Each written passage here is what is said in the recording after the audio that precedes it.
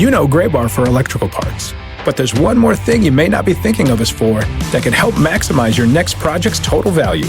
Our pre-project planning services are designed to help you win the bid, save on labor costs, and keep your installers productive across your entire build. The sooner you call us, the better. Because when we're there from the beginning, we can anticipate your needs and help you solve problems before they become problems. Yep, Gray Bar does that.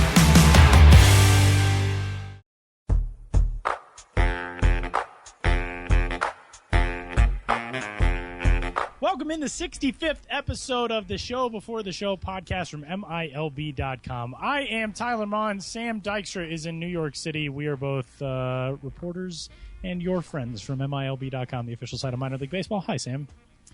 Hi, I think I have a new email sign-off. Hashtag your friend. Yeah, hashtag Mon your friend, hashtag Dykstra your friend. Yeah, I want to put that more often now instead of just Sam Dykstra, reporter/editorial producer, MILB.com. Just Sam Dykstra, comma, your friend. That's I like that. That's a nice, soft, delicate opening. It's a good it's a soft landing with the people as we head into 4th of July weekend already. May and June are the two best months out of the year, and I'll fight anyone who says otherwise. But they take like we need to have 12 a talk. Minutes each. I hate it. It's almost July already. How did that happen? Just time, man. Just time, man. It comes for us all. Shuffling off this mortal coil. Yeah. Like that. So with that, a very existential welcome into this week's edition of the show. All kinds of good stuff coming up on the show today. Major League Baseball Futures Game rosters have been announced, and a member of the pitching staff for the United States squad for the 2016 Futures Game will join the show. Amir Garrett, the 4th-ranked prospect in the Cincinnati Reds organization and the 61st-ranked prospect in all of baseball, according to MLB Pipeline, will join the show coming up here in a little bit. Had a whole ton of fun talking to Amir Garrett. He's got an awesome dog, and there are pictures of the dog on both Twitter and Instagram. You should go find them there. But other than that, a lot of stuff to talk about as it pertains to the Futures Game, and that's going to send us right into Three Strikes for the 65th edition of the Show Before the Show podcast. Rosters announced. Sam, who excites you? Who are you keeping an eye on? What are your initial impressions for the Futures Game pitting the United States against the world July 11th at Petco Park in San Diego? Yeah, so I think just kind of looking at the rosters when they came out yesterday, it seems like the usual suspects are there in terms of who we would like to see on a field together when you're talking about essentially what is just the prospect all-star game. We have our all-star games for individual leagues. This pits just some of the guys we like talking about on the podcast around the minors, just some of the most exciting names in there. So you're going to see Yoan Moncada. You're going to see Alex Bregman. You're going to see Dansby Swanson. And as you mentioned, Amir Garrett, Jorge Mateo, Manuel Margot, Gary Sanchez, Francisco Mejia, Alex Reyes. It's just so much talent on one field. It makes my prospect loving heart just so happy to see all these guys. It's one game, but we can compare them. They're coming at you from so many different levels. Eloy Jimenez is a guy who's only played at Class A. He's going to be at South Bend, or coming from South Bend into this game. It'll be fun to see how he kind of adjust to the level of pitching going up against guys from the U.S., guys like Joe Musgrove, Amir Garrett, Carson Fulmer. This is just an exciting game, and it's nice to see that the excitement level has kind of been met here. I'll be looking out for Alex Bregman. We've talked so much about him this year, but this will be a chance for him to prove himself on an even bigger stage for people who aren't necessarily following the minors the way we do, although if you're listening to this podcast, I assume that you do, and I thank you for that. If we're looking at one particular group of players, I think the U.S. outfield is really, really exciting. There's a chance that Andrew Benintendi, Clint Frazier, and Austin Meadows could all be in the same outfield at one time. I'd wager that could even be the starting U.S. outfield itself. All three guys who can play center field have some range, and we all know they can certainly hit. I think Austin Meadows has been one of the hottest hitters in the minors in the last month or so. I know he led the minors in extra base hits in the month of June. Benintendi, a guy who's certainly warming up at AA Portland, and Clint Frazier, who continues to rake at AA Akron. That's my most exciting group. If we're looking at guys who are exciting arms, I think it really comes down to Alex Reyes. He's a guy who we know can light it up. He's pitched this year at AAA Memphis, not necessarily finding the results he would have liked, but in a short stint like you're going to get in an all-star game like the Futures game, he's a guy who can obviously light up the gun. I'll love to see Jeff Hoffman in that as well. We talk a lot about his velocity potential and how he's improving on other things, and he doesn't necessarily rack up the strikeouts in the way we like, although that's certainly improving this year there at AAA Albuquerque in the Rocky system. So I'll love to see what happens with him in a short stint. And same for Josh Hader. I know a lot of people think that his future is in the bullpen. I did a tool shed on that at the beginning of the year. He's a guy who is coming at you from kind of a signed winding position on the left side. So I would hate to be a left-handed hitting world roster player going up against Josh Hader in a short one-inning stint like that. There's nobody like Lucas Giolito, somebody like that, who's the top pitching prospect in the game. No Julio Urias. Those guys are both in the majors right now, making them ineligible for this. But there's still plenty there to get excited about. I also like on the other side on the U.S. roster, and we should clarify, by the way, Alex Reyes, who was born in Elizabeth, New Jersey, is on the world team for the Futures game because he was signed out of the Dominican Republic. His family is Dominican, and he moved away in high school and then was signed as a amateur free agent when he came into pro ball out of the Dominican Republic. So he'll be on the world roster. But also on that world roster, similarly somewhat to the way Sam was talking about the U.S. outfield, the world infield is so loaded too. Willie Adames in the Tampa Bay Rays system, Carlos Asuaje in the San Diego Padres system, Jeimer Candelario from the Chicago Cubs organization, who we've talked about a little bit on the podcast from time to time, Dilson Herrera in the Mets organization, Jorge Mateo, who Sam mentioned, from the Yankee system, and also Yohan Moncada. And one thing that I love about the world roster, too, there's guys from Taiwan, Mexico, Venezuela, and Dominican, and then there's the Canadians, too. Josh Naylor in the Marlins organization, and an outfielder, Tyler O'Neill, a guy who we love on the show, from Maple Ridge, British Columbia, which is the hometown of Larry Walker, for anybody who's interested in that. A couple of Canucks also. But the world team's infield has a lot of really, really exciting, really dynamic talent, too. So I like that group also. And shout out to Dylan Unsworth, who's also on the world team, coming up to us from Durban, South Africa. Pitched for South Africa in the World Baseball Classic qualifier as well. Right. So don't come into this thinking that it's just the United States of America versus Latin America. This is certainly a world roster that they try to represent as many different countries as they can. It's really cool just to see the makeup of that team and. Guys who you have to stop and remember, he is foreign-born. That's right. So a little bit of a preview of the rosters. By the way, the coaching staffs are comprised of a whole lot of interesting names and names that you'll remember and names that'll make you excited. Trevor Hoffman, the former Padres legendary closer, will manage the U.S. team. Friend of the podcast, Billy Beane, will be a coach on that club. He is now Major League Baseball's Vice President of Social Responsibility and Inclusion. He'll be the one of the coaches on that staff. Former Major Leaguer Mark Loretta, bench coach. Fred McGriff, first base coach. Mark Pryor will be the pitching coach for that staff. Jim Thome will be the hitting coach. So there's some really, really cool names on the U.S. roster. Over on the world side, Moises Alou is going to be the manager of that team. Luis Rojas will be a bench coach. So there are names that you remember. I wonder what that guy's doing now. A lot of those guys are going to be on the staffs for these teams, which is pretty cool too. So it kind of gives you a preview of who the stars, who the guys to watch out for will be on those rosters. Strike two, we're going to go in a different direction. Who, Sam, is somebody that you would have wanted to see in this game who is not included on one of these rosters? Yeah, so you talked about the world roster infield. I'm going to go to the U.S. roster infield, and I'm going to talk about Ian Happ.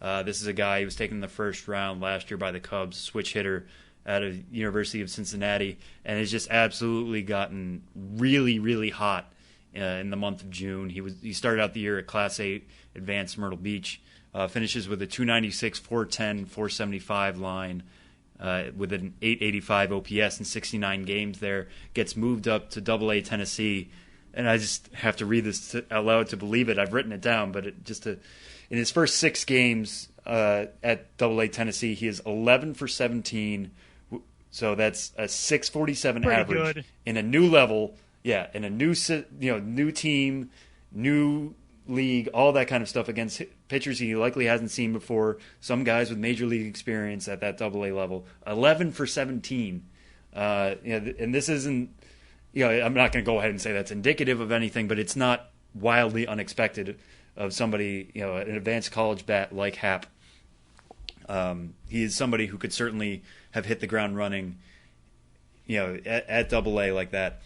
So I would have loved to have seen him rewarded for that and get a spot in the infield with the U.S. roster. Looking at it, who else could play second base? There's Willie Calhoun there. There's Travis DeMeritt, who is a guy who's just destroyed the baseball, but that's at high Class A advanced high desert in the Ranger system. I would certainly lean Happ over DeMeritt, but there's so much that goes on here in terms of, you have to find spots for guys in certain systems, and every system has to be represented, and that whole thing. And for all we know, the Cubs could have said, they don't want Happ there for any number of reasons. But I think Happ would have been a huge addition to that U.S. roster. It would have been great to see what his hot bat could do against some of the tougher arms from that world side. Get a chance for him, like I said, to be rewarded, and just to see him on that big stage as the potential next big Cubs prospect. Yeah, I really like that one. Similarly, on an infield prospect on the other side in this equation on what would have been a world team assignment was, for me, Orlando Arcia. I would have loved to see the Brewers' top prospect make an appearance. Arcia, who we just saw rocket onto the scene really last year and establish himself as one of the top prospects in all of baseball. He is now the 4th overall prospect in baseball, according to MLB Pipeline. I would have loved to have seen Arcia there just because his game is so well-rounded. I would love to see what he can do on a showcase stage like that, because it seems to bring out, you remember the huge performances that we've seen from guys in recent seasons when you get to, throw on a different uniform, step onto a big league mound, and, nationally televised audiences tuned in, what Joey Gallo did in batting practice a couple of years ago. Julio Urias, we've seen what he's done when he's been on big stages, Futures Game and now up at the major league level. For Arcia, he seems like one of those guys who has the mentality, who has the attitude, who has the talent to really shine when the stakes are pushed a little bit higher. And I would have loved to have seen that, but that doesn't necessarily mean, he was just passed over for the Futures Game. He's at AAA right now. He's with the Colorado Springs Sky Sox, batting .269, OPS of 712. I'm not saying he's going to be called up, but for some of these guys who are at the higher levels of the minors, there could be backroom dealings that don't push them into games like this because maybe there is a transitional stage coming up for them in the very near future. We don't know that about the Brewers and what their plan is for Orlando Arcia, but he's been so good now. It would not surprise me if we saw him getting a taste relatively soon with Milwaukee. So that could also factor into some of these decisions. Yeah, there's a reason why neither of us brought up Tyler Glasnow, although we would have loved to have seen him on that stage as well, given the way he's performing at Indianapolis. There's a decent chance that the Pirates don't want him pitching in a game like that because they could have plans to call him up very shortly, or they could just not want them to play in an extra game that only works as an exhibition. It's another chance to get injured. It's another chance to blow out your arm, all that kind of thing. Or it might not line up with some of these pitchers' pitching schedules, and you don't want to send them there if it's going to throw everything else out of whack. So there's a lot more that goes into this than just simple X should be there, why is X not there? But I think between our two choices, there are certainly many reasons why they should be in San Diego for this type of event. Strike 3 saying we had a bit of a prospect Christmas this week with 3 pretty big names getting called up to make their major league debuts, all 3 of whom have been guests on the show before the show, so we're not going to take full credit for it, just most of the credit for it. Brandon Nimmo summoned by the New York Mets, A.J. Reed called up by the Houston Astros, and the big one last night, Lucas Giolito, the top prospect in all of baseball, made his debut, shortened by rain, but still looked very impressive for the Washington Nationals. Through 4 innings last night, gave up 1 hit. So far, obviously really early going, especially for Giolito, but even the 2 guys on the position player side. What are some of your initial impressions of Giolito, Reed, and Nimmo now being up at the major league level? Yeah, so I got to watch a little bit of Giolito's start last night. It was really unfortunate that I got ended quickly by the rain. I would have loved to have seen, how long of a rope the Nats were going to give him. He's a guy who's only averaged a little more than 5 innings per start this year at Double-A Harrisburg. But also what it would have been like going through that Mets lineup for a second or third time. It was interesting watching the Mets broadcast last night just because in the middle of the game they had their sideline reporter just give a report on how the Mets prepared for Giolito, and they gave a little bit of an MILB.TV shout-out saying that the Mets watched as many of his starts as they could on MILB TV to get ready to see him. But there's nothing like seeing him when you're in the box and what it's like when his pitches are coming at you. So, promising results early, only gave up the 1 hit and 2 walks. He had a little bit of a shaky command early. You could see the nerves getting to him a little bit, had trouble finding the strike zone, was throwing about 93 to 95, topping out at 96. So I think there's even a little more gas left in that tank, but his curveball looked as good as ever. I think the Mets were not even going to try to touch it last night. So we'll see what happens with him going forward with the Nats. But it's nice to see somebody that we know can pitch, somebody who's been working it out. I think it's a little bit complicated. The Mets broadcast was saying how this is a guy who hasn't been that good this year at Double-A. I think we've talked about this on the show before, but he had his struggles at the beginning of the year with some control issues, 34 walks in 71 innings, but he seemed to be ironing those out. Had a little bit of a rough spot in his last start, but before that, everything was looking very promising. I remember talking to him about that and how he was trying to get everything more in sync, and he felt like his delivery was coming along a lot better. It looked pretty good last night. So I wouldn't base, should he be here, should he not be here, strictly on the numbers. I think his stuff kind of speaks for itself, and I think he laid the groundwork to not only look solid at the major league level, but something to build off of and room to grow. And I think that's all you can ask for in a major league debut. A couple of big picture things as it pertains to these guys and everybody else who gets called up. If you're a fan of these prospects or of prospects in any other system, keep one thing in mind when guys come to the major leagues. It's really hard. A.J. Reed has started off so far 0 for 10 through his first 3 major league games. Brandon Nimmo's fared a little bit better, 3 for 12. That adjustment is quite obviously the most difficult one that anybody's going to face in your career. When you come up, you struggle for a week, you struggle for 2 weeks. Nobody's taking it harder than those guys. Keep it in mind, if you watch a rookie at the plate really look like a rookie, there's a reason behind that. But simultaneously to that, if you can keep that in perspective, just try to appreciate what it's like, especially if you're a fan of minor league baseball. Just try to appreciate how cool it is when you get to watch something like last night with Lucas Giolito. That's a guy who has worked his entire life to accomplish one thing, and thanks to the wonders of MILB TV and of MLB TV, you get to watch that, the culmination of somebody's entire life's dream, you get to watch on your television screen, which is forever the coolest thing in the world to me. I remember when I was a radio guy in the Carolina League, the first team I worked on, we had Jason Hayward and Freddie Freeman back in 2009. The very next season, when Hayward got called up and hit a homer in his first major league at bat, you kind of feel like when you watched those guys coming up, if you were just a fan, if you worked for a team, if you were a fan of an opposing team and you saw somebody, you feel like a little piece of you made it with them too. That's what's so neat about watching these guys graduate. So seeing Lucas Giolito on the mound last night, I watched 2 nights ago A.J. Reed catch a ball at first for the final out in an Astros win on the road at Anaheim. And Brandon Nimmo, the focus that he's gotten since he's been up at the major league level, his interactions with the New York media and how excited he is to be up at the big league level. It's just so cool to see that for these guys. So it's not a lot of hard-hitting analysis, but just keep it in mind. It's such a neat moment in these careers when you get to finally see all of that stuff come full circle. I think I want to cry, I'm going to be honest. That was such a beautiful way of describing that. I know. Well, to your point earlier of just how hard this game is, I almost want to print this out and just make it my pinned tweet or something. Mike Trout, in his first season up in the major leagues, he played 40 games for the Angels in 2011. We kind of forget about it. He hit 220. Yeah. In 40 games, 123 at-bats. That's a long stretch. Yeah. Right, and he did not look great. That next year, 2012, he hits 326 with a 963 OPS and 30 home runs and 49 steals and is the Mike Trout we all know and love now. Just because somebody gets off to a rough start, we saw this with Julio Urias earlier this year, does not mean that's how their career is going to go.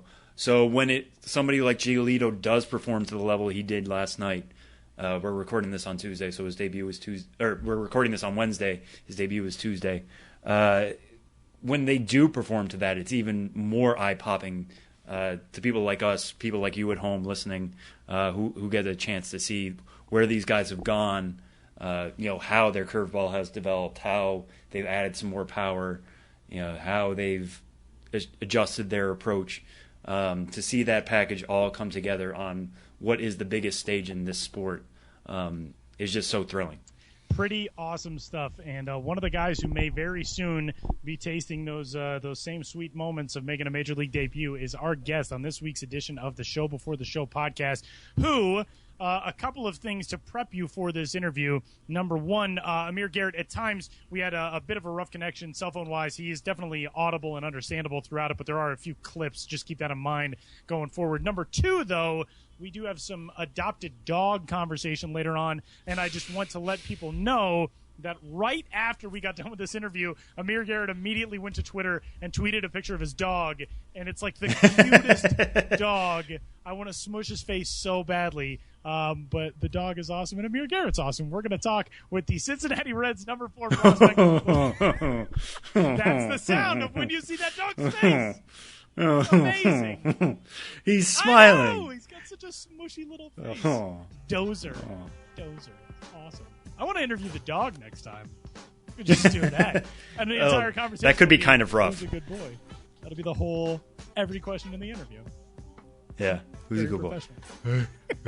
Amir Garrett, the left-hander out of Victorville, California, and the Cincinnati Reds organization joins the show next.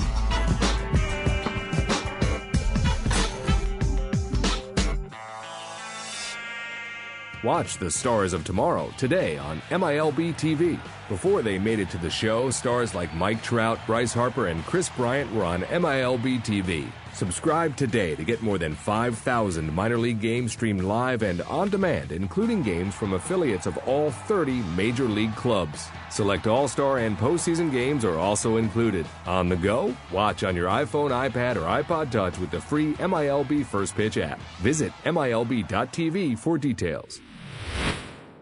Getting set for Futures Game Time, Major League All-Star Game Time, all kinds of exciting things on the baseball calendar, and we are joined by one of the most exciting prospects in the entirety of the game of baseball. It's the Cincinnati Reds number 4 prospect via MLB Pipeline and the number 61 overall prospect in all of baseball. Left-hander Amir Garrett joins the show. Amir, welcome. How are you? I'm good. How are you guys? Good to talk to you. Good. It's you're in a really good place right now, coming off of your second start in AAA, and arguably your best start of the season. 7 shutout innings for the Louisville Bats just a few days ago, back on the 27th. 5 strikeouts, 2 walks, gave up 4 hits, and a really, really good outing against Buffalo. Second start of the season in AAA, 13 outings at AA to begin the year, and really, really good numbers there for the Pensacola Blue Wahoos, a 1.75 ERA. What's the adjustment been like? How are you finding AAA so far? It's a big adjustment. The hitters up here are a lot more disciplined. The zone's a little bit tighter. So you got to just attack and be aggressive. You can't be scared of hitters or anything like that. You got to go at them with your best stuff, and I think that's the biggest difference. I just got to continue having that confidence I had in AA. I try to bring it here, and, I just look at it and see that, they're a person just like me. They got a bat, but I got the ball in my hand, and, I just try to control the game. And just going into that first start, you only allowed the 1 hit, but you walked 6 guys, as Tyler just kind of alluded to. That second outing, you come in as after a rehabbing guy. What adjustments had you made? I mean, was there any talk of what you needed to fix, or was it just you got that first debut out of the way, those first jitters of a new level, a new team? What was the difference between those 2 starts? I think I was just trying to do too much. My AAA debut, I was excited to get here and stuff like that. I had a lot of nerves going, and things were going pretty smooth. And then, as easy as it was to have everything going good, it could go bad just like that. And as you can see, I got 2 quick outs, and I walked the next 3. I just had to settle down. My mechanics were off a little bit. Nothing too major that I couldn't fix. I watched some video, and it wasn't my normal self. And I just think that was just more of nerves. Because I was just getting excited. I was doing pretty good, but that's when your mental comes in to play. you got to bear down and focus up, and you got to remember the things that got you there. You got to go back to what you were doing. So I was able to do that and take it out my last start. You know, I was just able to just go back to the way that I pitched, you know, and that's what I did. And Amir, going back to last year, just this week you were named to the Futures Game roster. This is your second time going. What was your experience like last year? You know, I think you were the second guy to come in. You ended up getting the win. You get to play in your own, you know, what could be your home ballpark over there in Cincinnati. Going to be a little bit different this time. Going to be in San Diego. But what was that first experience like in a Futures Game? What did you take away from it? The first experience I had, I was very excited to go into the Futures Game. You know, there was a lot of top names in there that I've always like kept up with guys. There's a lot of guys that are like, oh, this is him, that's him. You know, and I was excited to play in the game. You know, because nobody really knew who I was, so I was coming in like an underdog. But this year it's going to be more exciting. It's California. I have family that can come and see me, and you know, I'm just looking to have a good time. You know, it's some great baseball in the Futures Game, all the best minor league talent. You know, I'm just looking forward to just watch some great baseball and just to be a part of the environment. You know, I think it's going to be a good time. Amir, that's obviously a midseason highlight, and not a ton of guys get that experience. And another thing you've had experience with in the middle of seasons is making promotions, and a lot of guys struggle with that, and it doesn't seem like you really have, which is a huge asset. But rookie season, you go from Billings, or go rather from the Arizona League to Billings to the jump to the Pioneer League. Then in 2013, you go from Billings to Dayton. This season, obviously, you go from Pensacola to Louisville. What's the key to a successful transition in the middle of a season? Because for a lot of guys, those are tough steps to make mid-stride, but you've handled those pretty well. How do you adapt when you get into a new level, you know, June, July, in the middle of a year? I would say, you know, I handled the two jumps from Arizona to Billings. I handled that one pretty well. The one I didn't handle pretty well was going from Billings to Dayton my first year. I got beat up pretty bad. And going from AA to AAA this year, you know, I've been able to hold my own, but it's just, you got to have the same mentality. You know, you got to have the confidence to go in there. You can't show weakness like, oh, you can't worry about who's up to bat and say, oh, this guy had showtime, whatever. This guy is whoever he could be. You can't go in there being scared of hitters. And I think that's what helped me. You know, I just go over there, go up on the mound when I'm on the mound, you know, and I just make my presence known that I'm not going to let you beat me.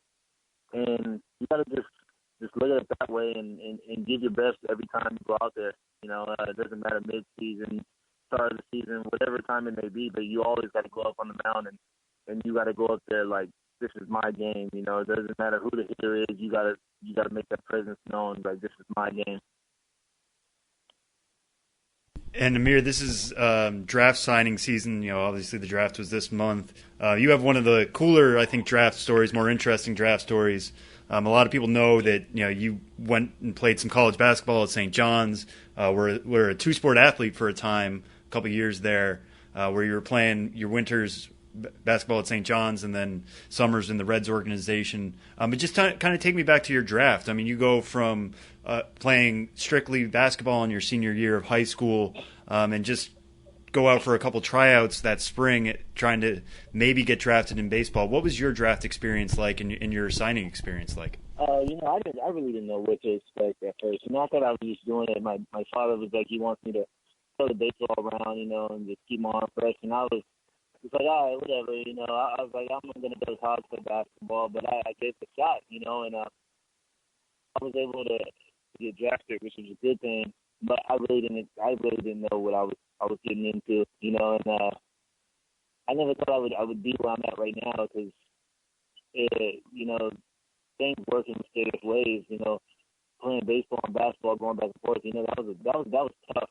I mean, I was able to handle it, but I was never able to get my full potential in either sport. So that was a tough thing for me going back and forth. I was always behind the basketball, and I would come and extend it, and you know, if anybody knows being in Arizona, you know, the heat and everything, and I was like, man, there was times where I sat down and I was like, man, I want to stop playing baseball and just go play basketball. But there was something always pushing me to continue to do both. And then I had a really good year in Dayton, and you know, that kind of made up my mind for me because I found out like, hey, I can really play baseball. I can pitch, and once I put the basketball down, I was able to focus on baseball. A lot of great things happened to me. I was able to focus on my craft, and there was some spring training. I was able to talk to guys and pick up on tricks and stuff, and just able to get to know the game more, and at first I would come in and be just a thrower. Now I'm a pitcher, I'm able to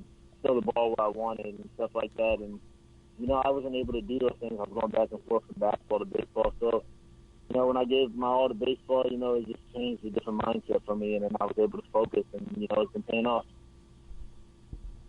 Yeah, and you mentioned that season in Dayton, 2014. How much of a different pitcher are you now than you were then? When you decided to make that full-time switch, is there something that you've developed as a pitcher? Have your pitchers become sharper? You mentioned just being able to go to spring training, but in what ways have you improved since you've decided to become a full-timer? That year, the first half, Dayton, I got my butt kicked, and something just clicked in my head, and was like, you can't keep going out there every 5 days and getting your butt kicked and getting it handed to you. And something just clicked in my head, and even though I didn't make my decision until August, I knew in my mind I was going to play baseball. So I was able to focus a little bit more on my pitching. And, now my pitches, I can throw any of my pitches for a strike. I can locate my fastball. I can locate my slider, my changeup. I got a sinker now. So it's just adding those pitches together and making them do what you wanted to do. Instead of being in Dayton, I was just throwing it and I was just letting it do what it wanted to. But now I'm able to control my pitches and make them do what I want them to, and how I'm able to move them how I want them to move. And it actually surprises me how far I've came from being drafted to rookie ball to low A to now. Amir, tell me this. When you are in need of something away from the field now, you talk about the kind of the mental rigors of when things aren't going well and you think to yourself, like, I can't keep coming out here every 5 days and getting my butt kicked. What do you do now to decompress or get your mind off of baseball? For a long time, I would imagine that was basketball, but, we've talked to guys on the podcast who taught themselves how to play the guitar, or guys who just dive into Netflix binge watching. What do you do now away from the field when you need to kind of decompress and get off of baseball for a bit? That's a good question. I usually, like, if I go listen to baseball field, I just I just kind of just forget about it for a day or for a few hours. I don't know what I really do. I like to play Xbox a little bit to clear my mind. I just got a dog in the off season. I rescue the dog. I like to play with him as much as I can, but in the season I can't play with him.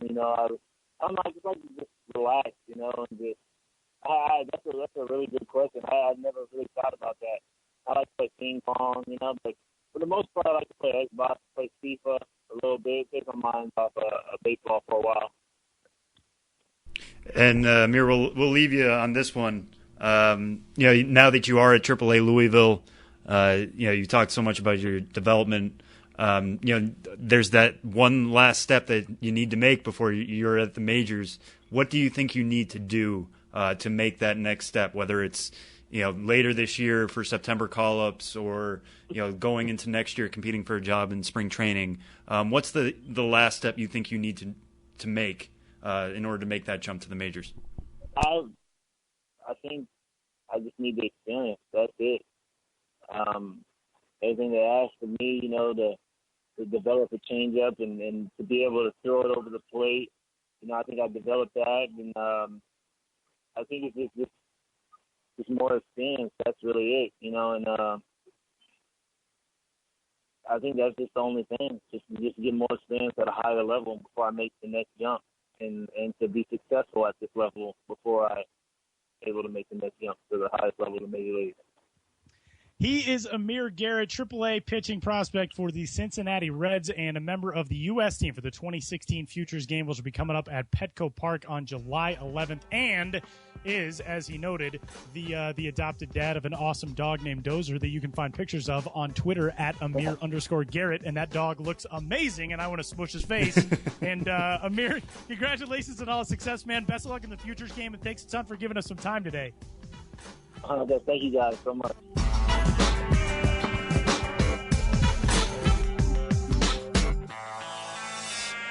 Joining us on the road for it's always exciting when we get to talk to a guy who's actually on the road doing the thing that he is known for. And Benjamin Hill is on the road through the Appalachian League through this week and on into next week, 4th of July weekend, for a full Appy League tour. Ben, where are you? What are you doing today? Yeah, well, I am in a Johnson City hotel room right now. Yeah, as you said, I'm doing the entirety of the Appy League. Which I learned, in New York City, I've always called it the Appalachian League. But you learn when you come down here, it's the Appalachian League. So, it's the subtle things. So I'm here in the Appalachian League. And in the Western Division, the teams are all really close together. So this is a unique thing for me on a road trip is that for the entire Western Division, I'm just using Johnson City as my base and then, doing commuter trips just like the teams do to the other teams in the division. So I flew into Asheville on Saturday morning, checked into this my hotel in Johnson City, drove to Greenville, saw the Astros. Sunday afternoon, I saw the Kingsport Mets. Monday, I saw who did I see on Monday? I think Johnson City. That's why I can't remember. It was rained out. It was rained out in Johnson City. The irony of the place I'm based and the team that did the most work and pestering to get me here. I finally show up and it was a rain out, but I had a good time, under the circumstances. And then Bristol last night, and then pretty shortly after I talked to you guys here on this beautiful Wednesday afternoon, I'm going to drive up to Elizabethton and see the Twins, and that'll end the first half of the trip, this Western Division Johnson City-based half of the trip. And just like I learned, it's the Appalachian League when you're down here. I'd always said Elizabethton when pronouncing the name of the Twins, just kind of Elizabethton. But I've gotten corrected a few times. It's Elizabethton. You really, when you start to say that word, think of Beth, the name Beth. Someone, I was actually doing a little radio interview, a local ESPN affiliate about my trip, and I said Elizabethton, and they're like, nah, think of the Kiss song, Beth, classic power ballad. So Elizabethton, that's where I'm going tonight. Well, you mentioned the names and that kind of thing, but what else has been kind of the biggest surprise at getting to see some of these, Appy League stadiums and places up close? Well, I've been doing this job in some capacity or another for over a decade and been traveling since 2010. But, year-round writing about what's going on in minor league baseball. And the Appy League is a league that hasn't given me too much to write about just because these are real small market towns, rookie-level baseball. Some of them are nonprofits. So they're not the kind of teams that draw attention on a national level or give me much to write about on the promotional front and that kind of thing. So it's been really great to come down here and finally get a sense of what these teams and communities are all about, because it's a tougher league to cover from afar than other ones are. So it's been really cool to see. Obviously, a lot of old ballparks in the league, but even in the 4 I've been to so far and 6 more to go, you still see some diversity. starting in Greenville on Saturday night, and that's Greenville with an E. They're very proud of that extra E. Greeneville, Greenville, Tennessee. They have a really nice ballpark by Appy League standards, built in 2004. And it really, when you're there, it feels more like a Class A or Class A advanced ballpark. But then, to contrast that with, especially last night, being in Bristol, Virginia, home of the Pirates, which is just across the state line from Tennessee. That's a community, a nonprofit team that I think, I'm going to try to confirm this, but I think is a rarity, and that they don't even have a full-time employee. This is an entirely volunteer-run organization with no full-time employees whatsoever. And so a real throwback community feel, people bringing their own lawn chairs, setting up on the grass behind home plate, really charming in an environment I love. So I think the Appy League provides that level of baseball that you really don't get to see much anymore, that real old-fashioned feel that I think people associate with what minor league used to be and is no longer. And here in the Appy League, it still is. Ben's trip will take him through the entirety of the Appy League, as he noted. We're recording this on Wednesday today, so it's Elizabethton Twins, then the Princeton Rays, Bluefield Blue Jays, Pulaski Yankees, Danville Braves, and the Burlington Royals. What are some of the things you're looking forward to for the rest of this trip? Because, like you said, there are kind of these quirks. I mean, you noted last week, Burlington has a ballpark that originally was not even built in Burlington, built in a different town, and then was dismantled, moved to Burlington, and now hosts the Royals. What are some of the highlights you're looking forward to in these next 6 teams that are coming up? Yeah, well, the 2 teams I've been to in the Appy League prior to this were in 2011. I did go to Danville and Burlington as part of a more Carolina-focused trip. So I do have some idea of what to expect there. But I think Burlington, an old ballpark, July 4th, I think that'll really bring a certain kind of energy that I'm looking forward to. And beyond that, a lot of it's still a little bit of a mystery. Princeton has a new they only have one full-time employee, and it's a 23-year-old guy. So I'm sure he's just extremely overwhelmed right now.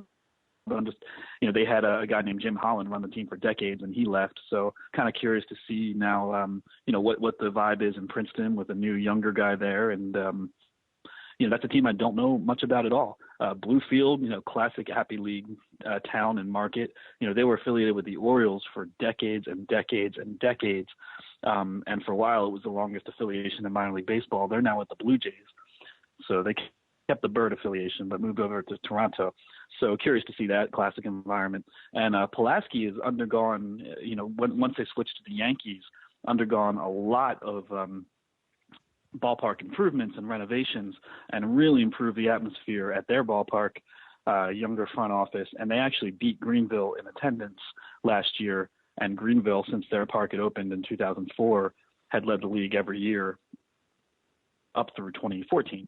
So Pulaski is an up-and-comer, and really curious to see that as well. So, I've seen a lot so far, and there's still more than halfway to go, and it's a cool place to be. And, Ben, we just kind of want to touch on this one while we have you. You focus so much on Appy League stuff and trip stuff, but right before you left, New Orleans came out with its 7 finalists for its new team name. I know we talked a little bit about this, what the potential was for a team name in New Orleans. Now we know who the finalists are. I'll just rattle them off for you. It's the New Orleans Baby Cakes, Crawfish, King Cakes, Night Owls, Po' Boys, Red Eyes, and Tailgaters. What are your thoughts on those 7 names, and who do you kind of pick as the favorite out of that group, would you say? Well, it's tough to pick a favorite. I've given up on that in minor league team name contests. I think I officially gave up on that when El Paso was doing theirs, and I was like, wow, Chihuahuas is really funny and interesting, but there's no way that they're going to be the Chihuahuas, and then they were, and I was like, you know what, all bets are off. You never know at this point what direction a team is going to go. So in terms of a favorite, your guess is as good as mine. It is. You said Crawfish. I do have to add a little addendum to that. The finalist is Cajun Crawfish, which I kind of like. With adding the Cajun to it just gives a little more flair and a little more specificity to New Orleans. So I think that's a good one. I like Red Eyes quite a lot. They have a lot of late nights in New Orleans, which might create their own sort of Red Eyes. You might go there for a long weekend and take red eye flights.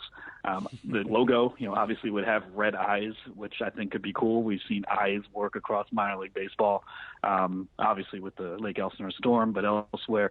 I think that's cool. I don't think that one is going to win, but as I said, your guess is as good as mine. But I do like that there's a lot of things very specific to New Orleans, like the baby cakes and the king cakes, and apparently a baby cake is a variation of a king cake, in which has a plastic baby on it, or I'm not from New Orleans. We got to do more research on all this, but I like when they are very specific local tie-ins, as well as names that could also go national and create a lot of fun just with the logo themselves.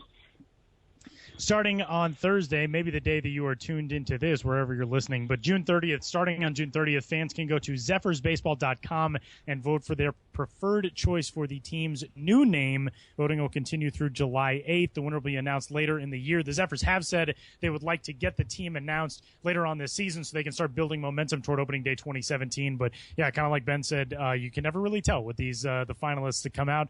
Next season we could have the New Orleans Baby Cakes and the Binghamton Stud Muffins, because those are two actual finalists announced for minor league baseball teams. So it's very possible. Absolutely, everything's possible. So we have 4 team names contests going on right now, 2 in which finalists have been announced. We've got the finalists in Binghamton and New Orleans. We've got Lynchburg and Staten Island, who will announce their finalists. All 4 of these name the team contests are in conjunction with the rebranding done by Brandiose, which is the company most responsible for some of the more outlandish names. So I think no matter what direction these teams go, between the 4 of them, how often when you're talking about the American landscape do you talk about Lynchburg, Staten Island, New Orleans, and Binghamton in the same sentence? But that's minor league baseball. They're all going to have different names, and I think it's going to be a fun thing to just keep tabs on. And if you are somebody like Ben, you can always find a hub for teams named after the parent clubs in the place where Ben currently is right now. The Appalachian League does not have a team that is not named after the parent club. So if you're a traditionalist, head to the Appy League. You can find some old ballparks and some really cool stuff, as Ben has been pointing out today and pointing out all week, both on the site and on the blog, which is bensbiz.mlblogs.com. And you can follow Ben on Twitter as well. He is there at bensbiz. Ben, keep being safe down there, driving safe and traveling safe and being all over the place. And we'll talk to you and recap the Appy League next week. Yeah, still plenty to go on this trip. And when I talk to you guys next week, I will presumably have just gotten back with a whole nother 6 visits under my belt, and new articles written and new blog posts, and plenty more to come throughout the rest of July. So stay tuned.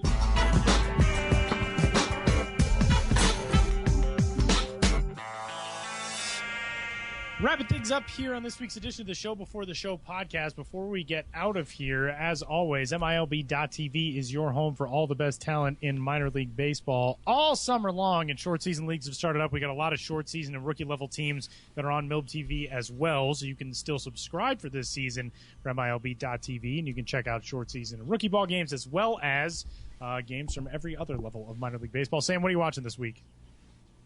Yeah, so the game I kind of have circled here is this Friday. So tomorrow, when this will go live on Thursday. This is the day after that. We talked earlier in the show a lot about futures game rosters, and I noticed Eloy Jimenez is there as a guy who's been playing the Cubs system at Class A South Bend. Really interesting that he got the nod there, despite being, I think he's the only player on the world team. He's the only outfielder, anyways, who hasn't yet even cracked Class A Advanced. So Cubs fans or anybody can get a chance to check him out this weekend. He'll be taking on Lansing.